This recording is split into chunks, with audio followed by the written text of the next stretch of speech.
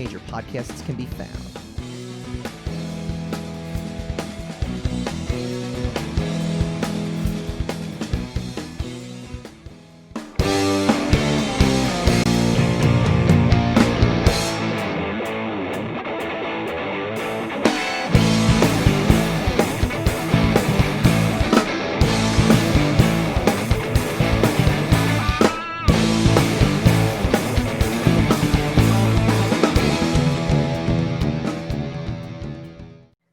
Welcome back to the Rogue Wave podcast. We are super excited to have our next guest, Mr. Mark Kaufmann, creator of Making Markum, now available on roguematter.com. Mark, how you doing, sir?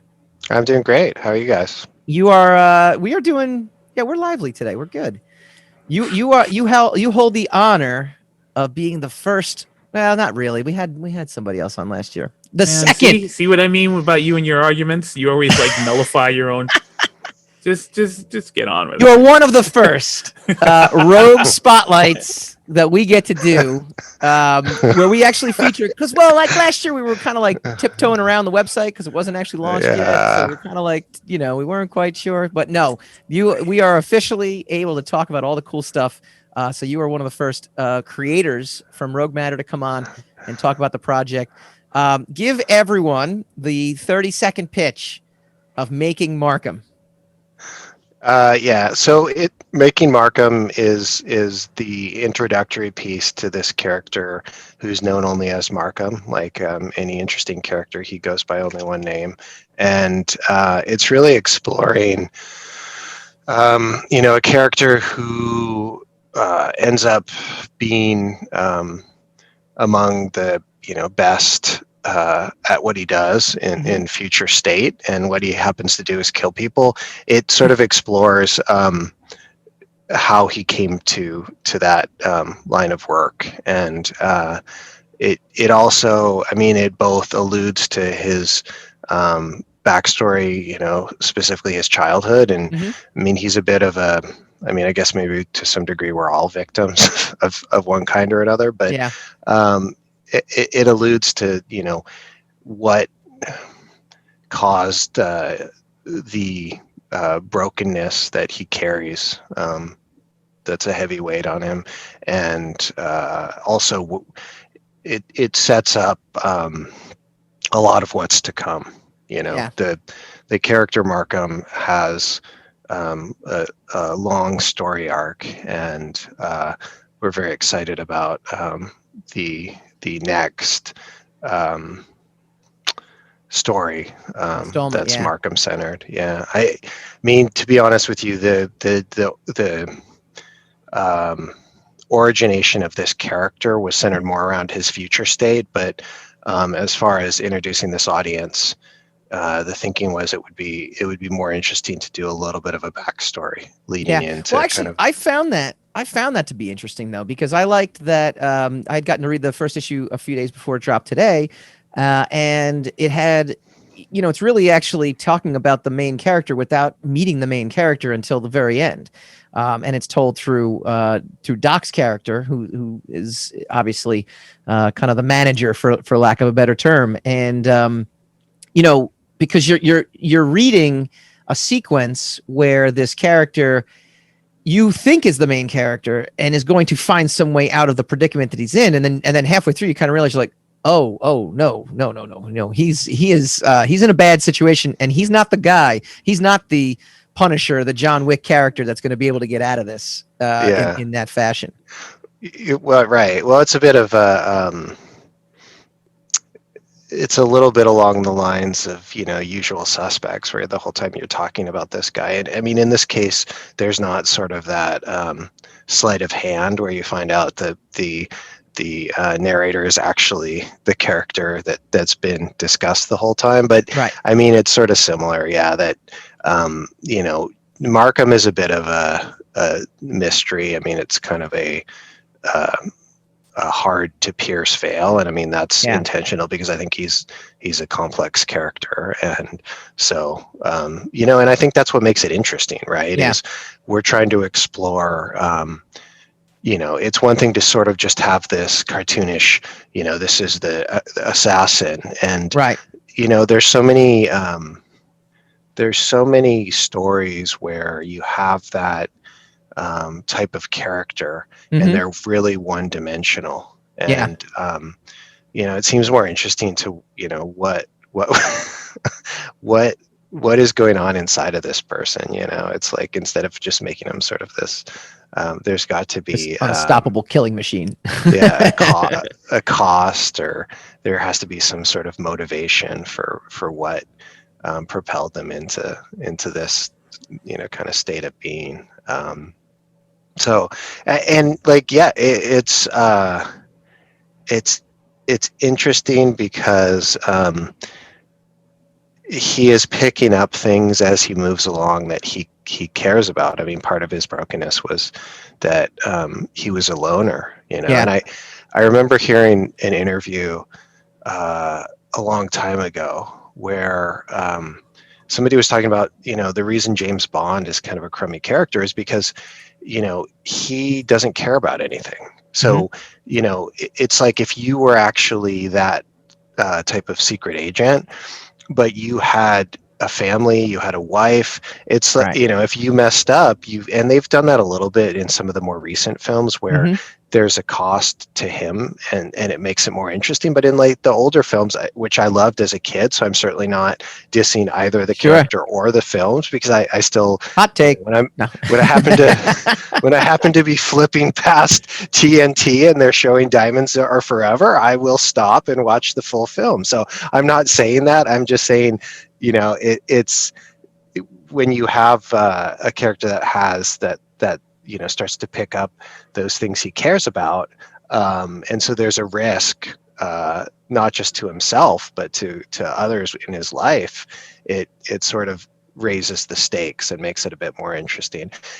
And that's where, as I said, this is setting up a little bit. It's like there's things that will pay back in. It's like the lightning's going to strike the clock tower at 12 o'clock. Like, there's a bunch of that stuff that will become much more important as far as some of the future. I was going to say the natural, what you would gravitate or natural comparison would be like a John Wick or a Punisher, right? Yeah, absolutely. Yeah, that's exactly right. But it's different than that, right? I mean, John Wick, you're almost. And even the Punisher, to an extent, right? When Punisher is done well, it's a lot of wish fulfillment, right? It's a lot of just like gratifying, like, these are bad guys. Read this and watch this, so the bad guys get their comeuppance. This is a little more nuanced than that. Yeah, that's right.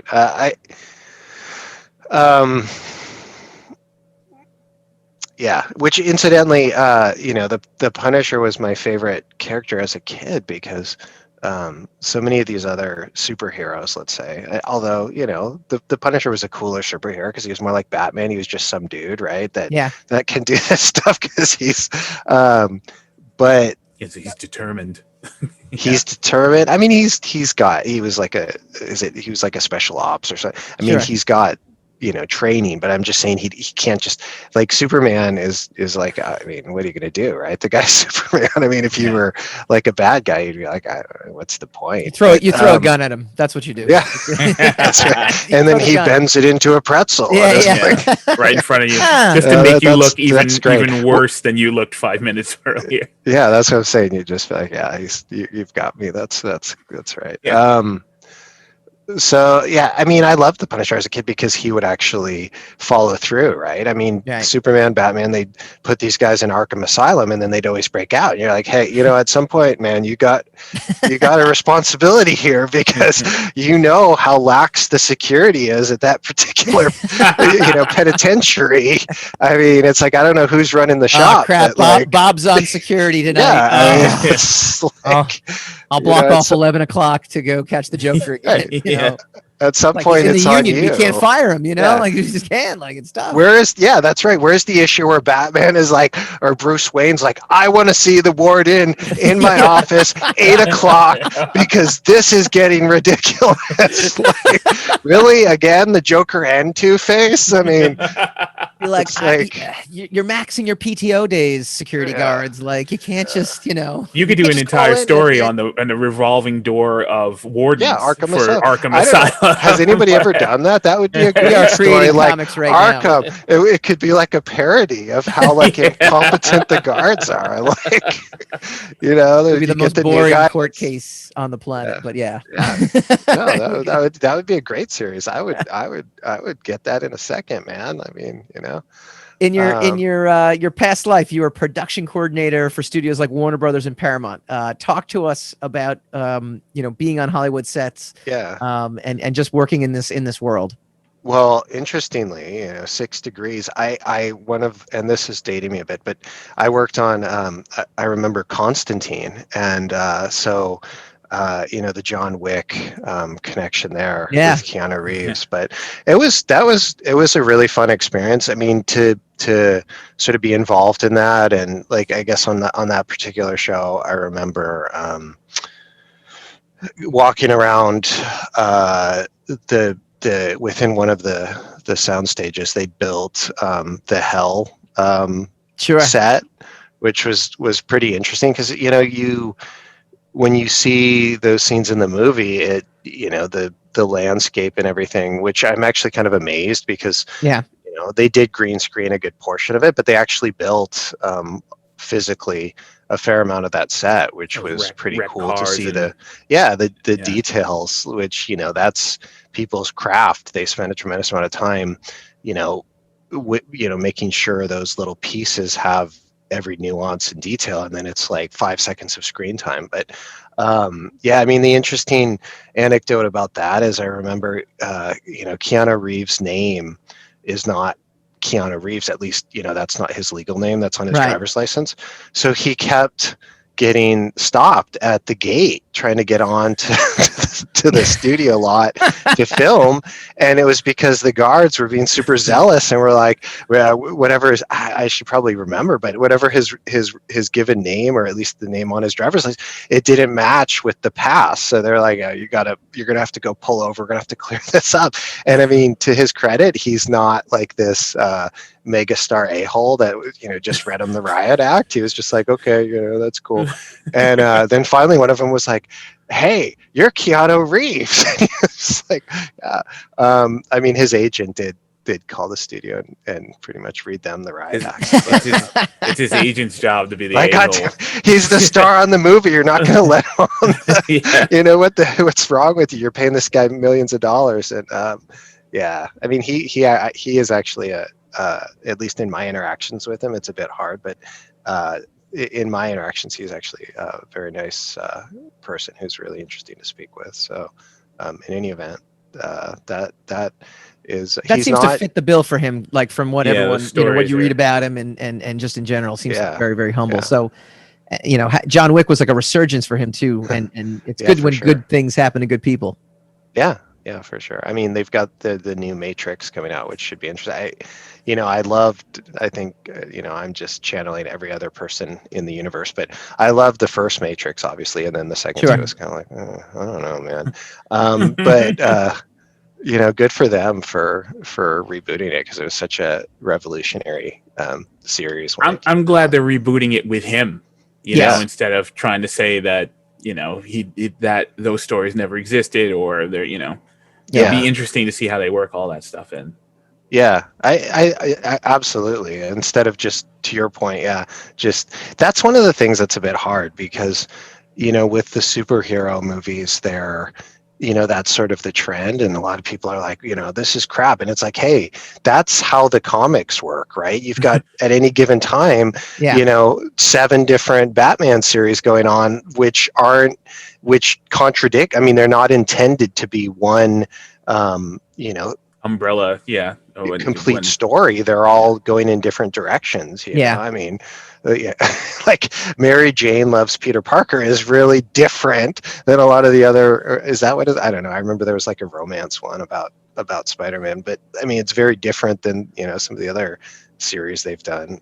So anyway, it's a bit hard because I do respect Marvel being the ones that kind of, because at the time when I was at Warner Brothers, they, you know, treated the folks at DC like you know, very dismissively, right? It was kind of like, okay, we don't, whatever. That's your little comic thing. Like, we're going to do what we're going to do. And I mean, what I respect, and I think the reason Marvel was, you know, so much more successful is they embraced the storytelling of the comics and you know, really involved those guys in how they executed those movies. And I think that's why, you know, they found such success. There's a reason why those characters became popular in the comic form initially, and it's because of how they well, that's something that studios, you know, especially Warner Brothers, it still feels like that, right? And it still feels like in a certain way,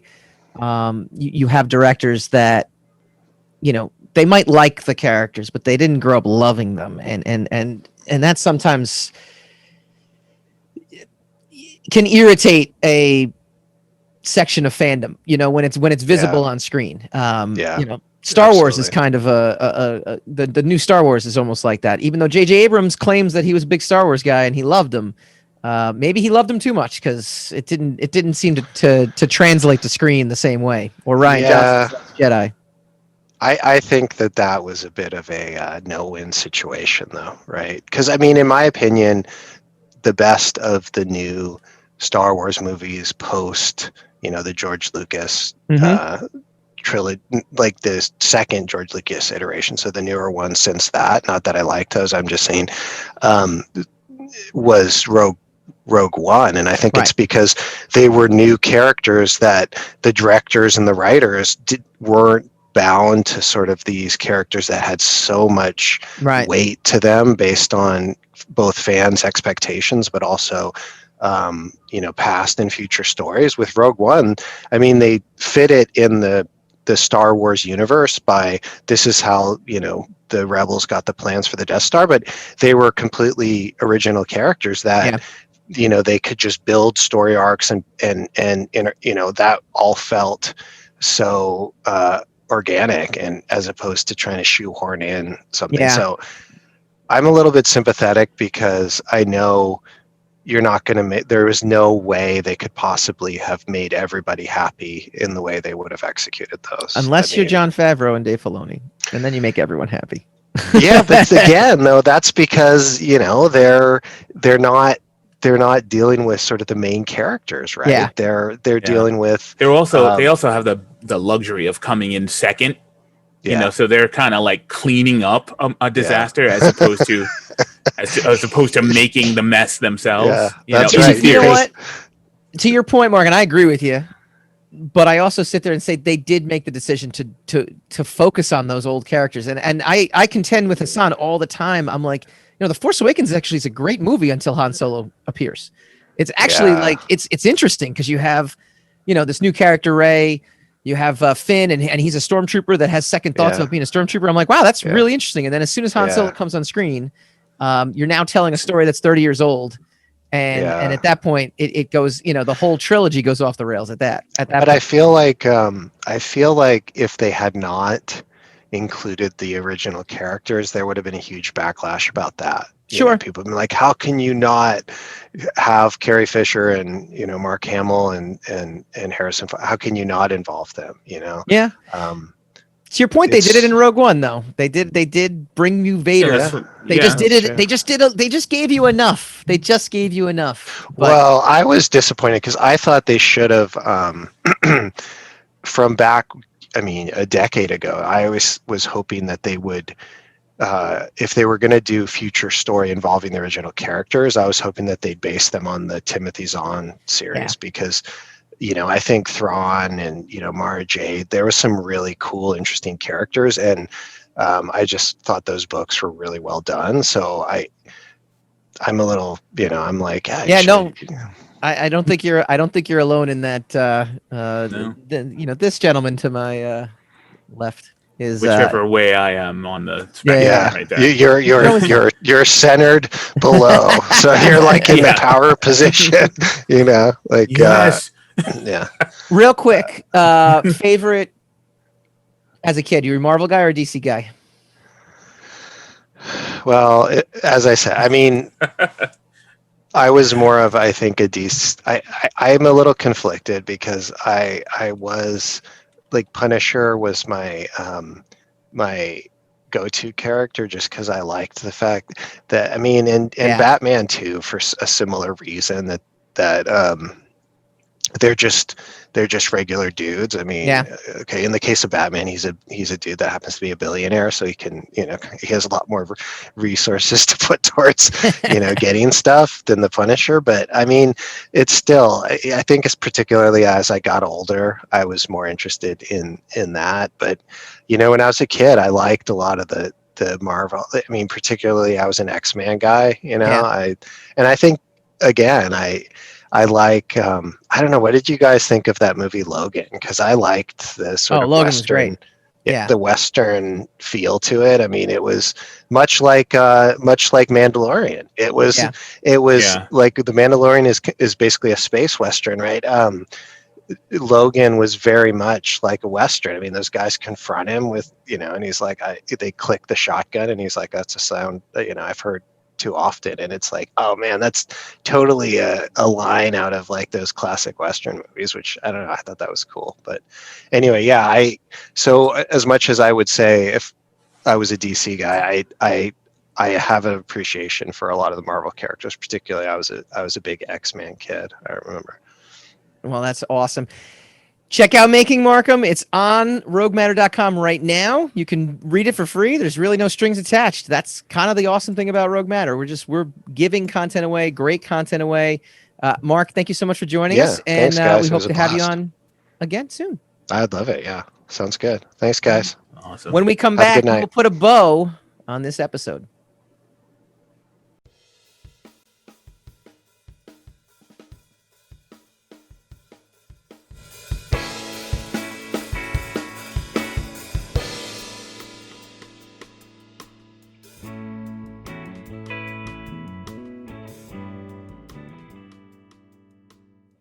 Want to thank our guest, Mark Kaufmann. Again, go check out Making Markum #1. It's on Rogue Matter. I believe the next issue comes out a week or 2 weeks later, but every Wednesday, new content on roguematter.com, totally free. Go check it out. Go read it digitally for free. I mean, you can't beat that, right? Right? Hassan, no, no. You can't be free. No. Free's my favorite dollar amount, as a matter of fact. Unless I'm giving stuff away for free, then it's not so great. There you go. Next week, we are going to dive into WandaVision. We'll give you our Rogue reaction. We get 2 episodes, too, which is pretty exciting. We'll see if WandaVision falls into the category of great pilots. And will it beat out Ozark? I don't know, man. That was bananas. Thank you, guys. Ozark sucked because you didn't finish watching the show. We will see you all next week.